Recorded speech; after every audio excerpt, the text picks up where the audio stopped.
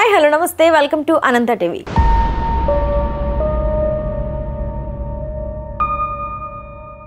కొంతకాలంగా తెలంగాణ మాజీ ముఖ్యమంత్రి కేసీఆర్ అనారోగ్యంతో బాధపడుతున్నారు. గత 12 రోజులుగా కేసీఆర్ తీవ్ర అస్వస్థతకు గురవడం జరుగుతోంది.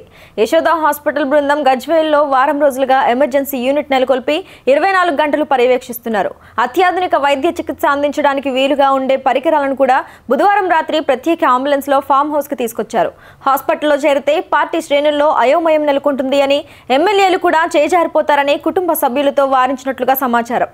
150 రోజులుగా కూతురు జైల్లో ఉండటం, అసెంబ్లీ ఎలక్షన్స్ లో ఓడిపోవడం, తుంటి ఎముక విరగడం, లోక్సభలో 0 సీట్స్ రావడం, కుటుంబ సభ్యుల కలహాలు వంటి వరుస ఘటనలతో తీవ్ర మనోవేదన చెందాడు అని సమాచారం అందుతోంది. ఇక కేసీఆర్ ఆరోగ్య విషయం తెలిసిన కొందరు నాయకులు హెల్త్ బులెటిన్ విడుదల చేయాలని డిమాండ్ చేస్తున్నారు.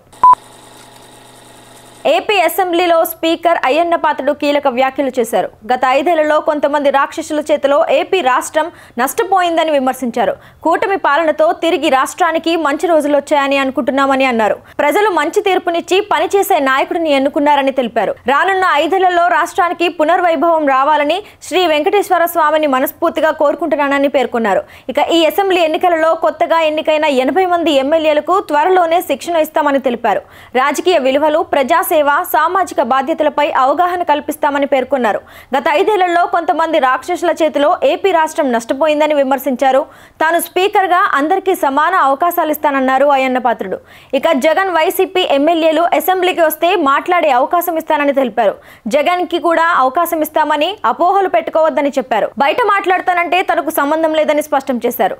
జగన్ ప్రతిపక్ష హోదా అంశంపై చట్ట పరిధిలో ఉన్నట్లుగానే వ్యవహరిస్తామని పేర్కొన్నారు.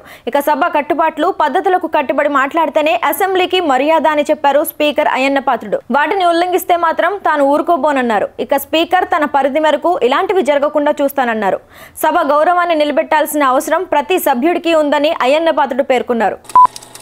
తెలుగుదేశం పార్టీలో ఇప్పుడు పదవుల పండుగ వాతావరణం నెలకొంది. ఏపీలో కూటమి ప్రభుత్వం అధికారంలోకి వచ్చి 2 నెలలు కావస్తుంది. ఇప్పటి వరకు నామినేటెడ్ పదవులను పంపిణీ చేయలేదు.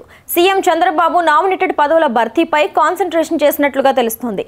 ఈ క్రమంలోనే దీనిపై కసరత్తులు కూడా నడుస్తున్నాయి. ఇక కీలకమైన టీటీడీ చైర్మన్ గా టీవీ5 అధినేత బిఆర్ నాయుడు, సుప్రీంకోర్టు మాజీ చీఫ్ జస్టిస్ ఎన్వి రమణలలో ఎవరో ఒకరు ఈ పదవికి ఎంపిక కానున్నారని టాక్ అయితే నడుస్తుంది. ఇక కీలకమైన మహిళా కమిషన్ చైర్మన్ గా చంద్రగిరి ఎమ్మెల్యే పులవర్తి నాని సతీమణి సుధారెడ్డికి అవకాశాలున్నాయంటున్నారు. పులవర్తి నాని కమ్మ సామాజిక వర్గానికి చెందిన వారు కాగా, ఆమె భార్య సుధారెడ్డి సామాజిక వర్గానికి చెందినవారు.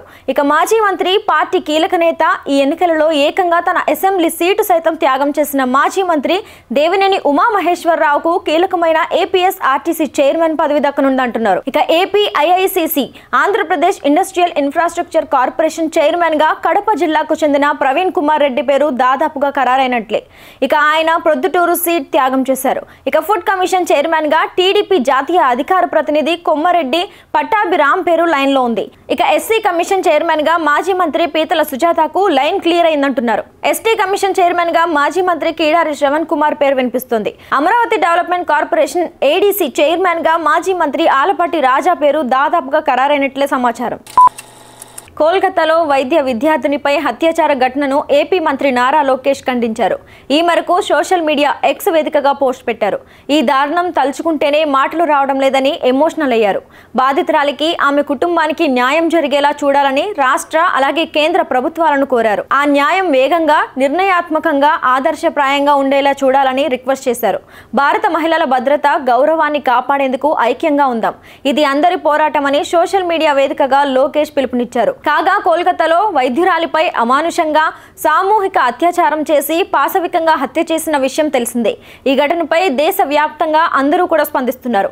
బాధితురాలికి న్యాయం చేయాలని, నిందితులను కఠినంగా శిక్షించాలని రోడ్లపైకి వచ్చి ఆందోళనలు చేస్తున్నారు.